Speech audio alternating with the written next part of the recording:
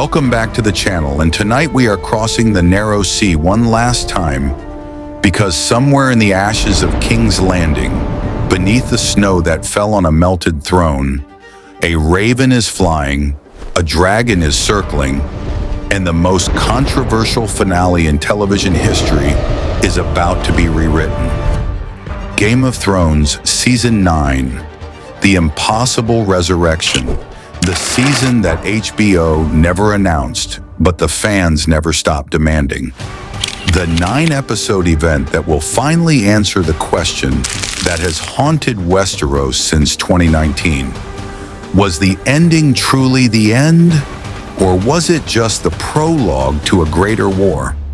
When Game of Thrones concluded its 8-season reign in May 2019, it didn't just end a show, it broke the internet, it shattered expectations, it delivered a finale so divisive that petitions demanding a complete remake gathered millions of signatures, that Daenerys Targaryen was killed by Jon Snow's dagger after a descent into madness that many fans refused to accept as earned, that Bran Stark became king of a six-kingdom realm while Sansa ruled an independent north and Arya sailed west into the unknown, that Jon Snow was exiled beyond the wall to live with the free folk, that Tyrion Lannister became Hand once again, and that the Iron Throne itself, the seat of power that had driven every sword, every betrayal, every dragonfire massacre,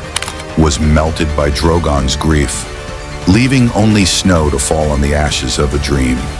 But HBO never forgot the backlash, never ignored the millions who felt betrayed by rushed pacing and truncated character arcs. And while they publicly moved on to House of the Dragon and A Knight of the Seven Kingdoms, behind the closed doors of the Warner Brothers Discovery empire, whispers began to circulate. What if the ending wasn't the ending? What if the three-eyed raven's visions showed not the future, but a possibility? What if death in Westeros was never as permanent as it seemed when red priestesses and dragon blood were involved? The Jon Snow sequel series, titled Snow, was officially developed in 2022 with Kit Harington attached. George R.R. Martin confirming it was Kit's own idea, writers hired, outlines approved, and then in 2024, Harington shelved it, saying nothing lit them up, saying they didn't want to sully the character, saying he was done with Jon Snow forever, and fans mourned again, believing the door was truly closed. Yet in January 2026, The Hollywood Reporter dropped a bombshell. HBO was in very early development on reviving the Jon Snow series, with writer Kwok Dang Tran aboard, with the story potentially shifting to Essos, with Arya Stark rumored to return, with sources saying HBO was excited but aware of the impossibly high bar. And suddenly, the impossible seemed possible again. Not just a spin-off, but a continuation. A Season 9 by another name, a chance to correct the course of the most watched fantasy series in history. The premise, pieced together from rumors and the logical demands of narrative justice, centers on Jon Snow and Essos.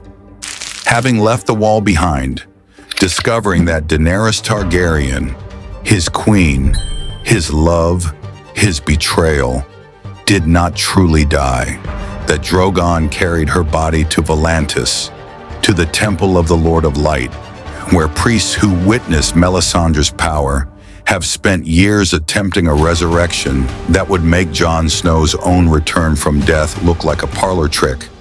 And when Jon learns that the woman he killed walks again, changed, burning with purpose but not with madness, he must choose between the peaceful exile he accepted and the war he cannot avoid.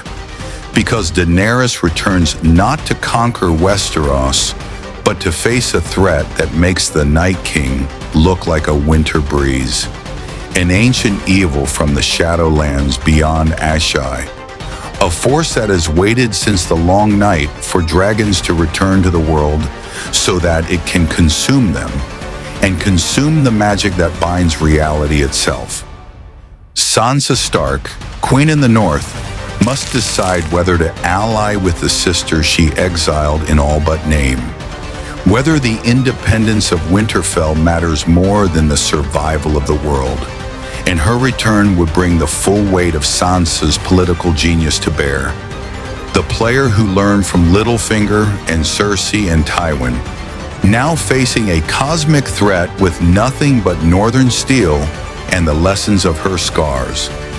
Arya Stark, sailing home from whatever lies west of Westeros, brings knowledge of lands untouched by the Lord of Light, of weapons that can kill gods, of a faceless training that might finally reveal its true purpose, not to assassinate men, but to assassinate the darkness itself. And her return, teased in the 2026 revival reports, would complete the Stark reunion that the finale denied us. The three siblings who survived everything finally standing together, not as rulers of separate kingdoms, but as warriors of the last war.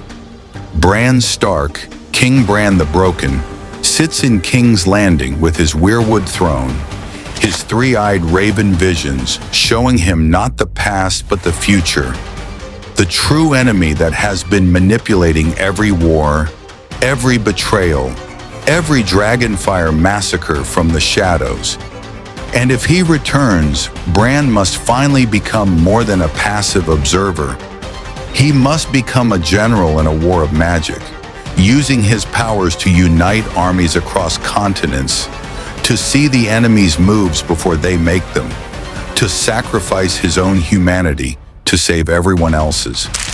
Tyrion Lannister, Hand of the King once more, must navigate a political landscape where the dead walk in Essos, where dragons circle ancient temples, where the small folk whisper that the Mad Queen has returned, and his return would bring the wit and wisdom that carried the show through its darkest hours.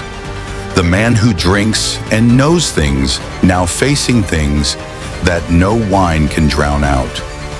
Brienne of Tarth, Lord Commander of the Kingsguard, must choose between her oath to Bronn and her oath to Sansa, between the South and the North, between the knight she became and the warrior she must be. And her return would bring the emotional weight of a character who has lost Renly, lost Jaime, and cannot afford to lose another person she loves. The new showrunners, whoever HBO entrusts with this sacred burden, face the impossible task of satisfying a fandom that has spent 7 years debating every frame, every line, every dragonflight. So sharpen your swords, feed your dragons, and keep your eyes on the flames, because Season 9 is coming, and winter is finally here.